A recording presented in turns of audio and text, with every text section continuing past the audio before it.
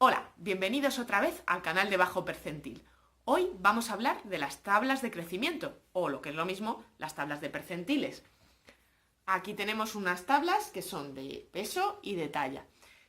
Muchos las conoceréis por vuestras cartillas de salud, tanto de vuestros países o comunidades autónomas donde viváis.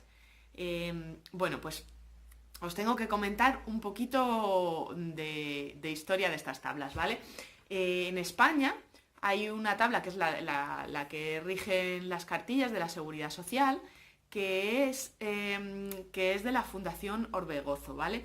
Estas tablas se hicieron en un estudio en el área metropolitana de Bilbao, solamente con niños de la ciudad de Bilbao, en los años 70 y 80. ¿Qué implica esto? Bueno, pues implica claro, que es unas tablas que se usan para medir a todos los niños de España, ¿vale? Pero en realidad el estudio se hizo solamente en la ciudad de Bilbao, que es un punto muy pequeño, muy concreto, digamos, y bueno, donde todos sabemos que tienen fama de chicarrones del norte.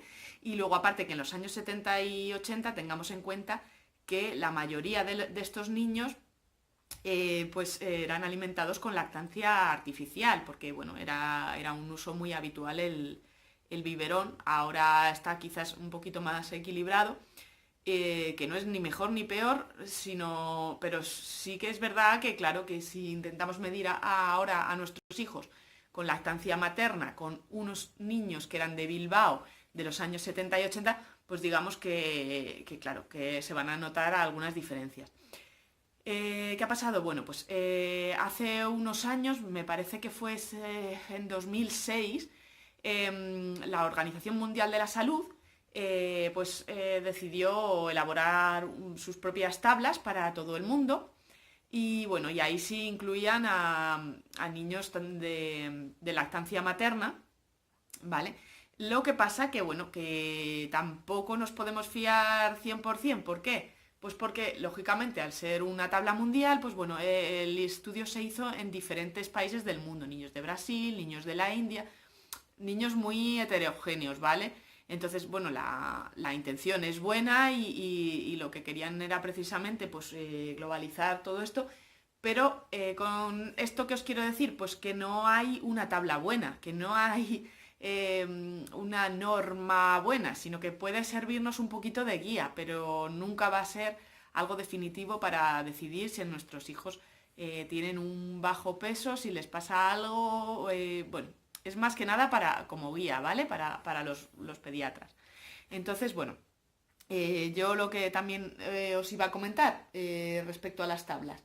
¿Qué pasa cuando un niño está en un peso muy bajo, ¿no? Porque el bajo percentil sería, digamos, el más bajo de las tablas, supuestamente, es el 3. ¿Qué pasa si hay un niño que está por debajo de 3? Bueno, pues pueden pasar muchas cosas. A lo mejor es simplemente el niño está sano.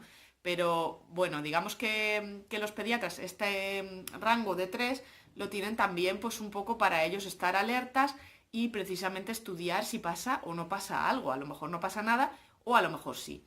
Em, eh, ¿Qué sucede también? Bueno, pues que a lo mejor hay un niño que está en un percentil 60, que es perfectamente normal, ¿no? Dentro de la norma, digamos, normal entre comillas más bien, y que de repente baja al 20. Bueno, pues esos casos hay que estudiarlos también.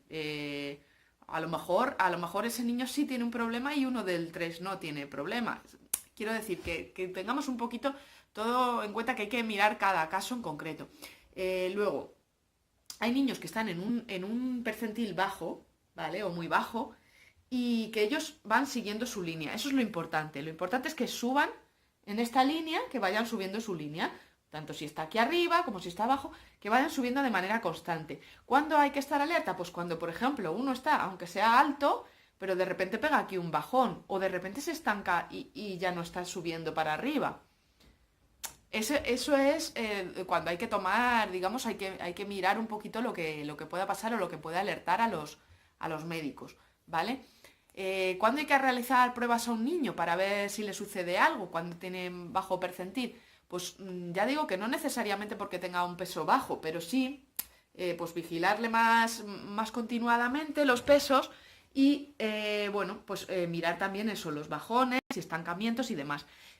Hay muchos casos que me consultáis de mamás cuando empiezan, me preguntáis a los 6 8 meses, que si tienen problemas, que se ha estancado, que baja. Eso tened en cuenta que puede estar coincidiendo con la introducción de la alimentación complementaria, porque es alrededor de esa edad, de los 6 meses, que bueno, que siempre hay una transición, que el niño empieza a comer algo más que lo que es la leche, ya sea materna o artificial, da igual, está empezando a comer unos alimentos diferentes, sólidos, y que, bueno, y unas texturas y unos sabores diferentes, entonces siempre necesita un periodo de adaptación. Eso puede suponer a lo mejor un pequeño estancamiento bueno, o en algunos casos bajón o demás. También hay que estar alertas porque también puede ser una alergia, lógicamente sí puede ser un problema. Entonces, bueno, pues todo eso hay que tenerlo en cuenta, ¿vale? Pero en principio, cuando sigue un avance continuado, simplemente el médico lo que va a hacer es observar que esto sigue así y no tiene por qué haber problemas.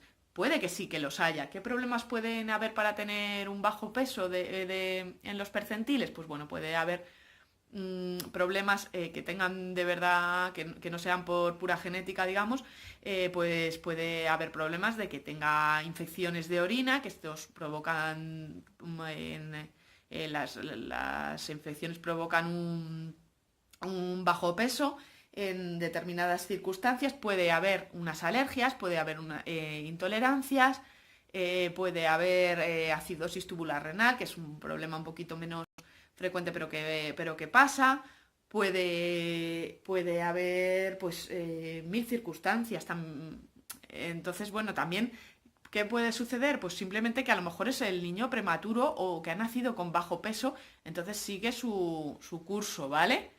Los niños prematuros, por favor, tened en cuenta siempre que su tabla de percentil no es la tabla de percentil que tendrían en la edad en la que han nacido. Es decir, que habría que medirles con una tabla de edad corregida. La edad corregida sería la edad que ellos tienen, que ellos tendrían de haber nacido a término, ¿vale? Es decir, por ejemplo, si un bebé ha nacido en la semana 34, pues empezamos aquí a medirle como si hubiera nacido en la 40, ¿vale? O sea, es decir, hay que restarle las semanas porque no se le puede medir como a un niño que nació en la misma fecha, pero de 40 semanas, porque lógicamente uno a lo mejor puede haber pesado 3 kilos y pico y el otro a lo mejor no ha llegado a los 2 kilos o 2 kilos y muy poquito.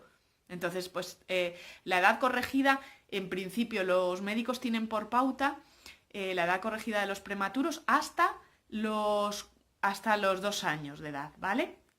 Que no quiere decir que a lo mejor con 2 años siguen siendo un poco chiquitines o demás, pero bueno, esa es la pauta un poco como todo, son normas, ¿vale? Es norma, la norma no quiere decir que sea una regla, sino que la norma es algo para medir, digamos, y estandarizar, ¿vale? Bueno, y tener unas pautas para actuar los médicos, ¿vale? Y bueno, con la estatura pues pasa un poquito lo mismo. Hay que medir también que siga de forma continuada y en casos de estancamiento y demás, pues todo esto tiene siempre que verlo un médico, ¿vale? Si a lo mejor necesita un aporte extra de zinc o de hierro y demás, ¿vale? En el caso de la lactancia materna, a veces, cuando es exclusiva, hace falta un pequeño aporte de hierro si el niño tiene un poquito de anemia, porque la lactancia materna bueno, pues a partir de los 6 meses, digamos que le faltaría un pequeño aporte de hierro, que por eso se empieza la alimentación complementaria a partir de los 6 meses, porque necesitaría pues tomar alimentos con hierro como puede ser la carne, el pescado, el huevo, las legumbres, ¿vale? Todo eso son alimentos necesarios para dar el aporte extra de hierro que el niño necesita, además de la lactancia materna a partir de los 6 meses, ¿vale? Bueno, y si no se consigue, pues eso, con un pequeño aporte que recete el médico siempre, pues probablemente se solucione, ¿vale? Y bueno, pues estas son así, grosso modo, las tablas de percentiles. Contesto a vuestras preguntas en comentarios, por favor. Y ya sabéis, como siempre, suscribiros a nuestro canal si queréis seguir recibiendo nuestros vídeos.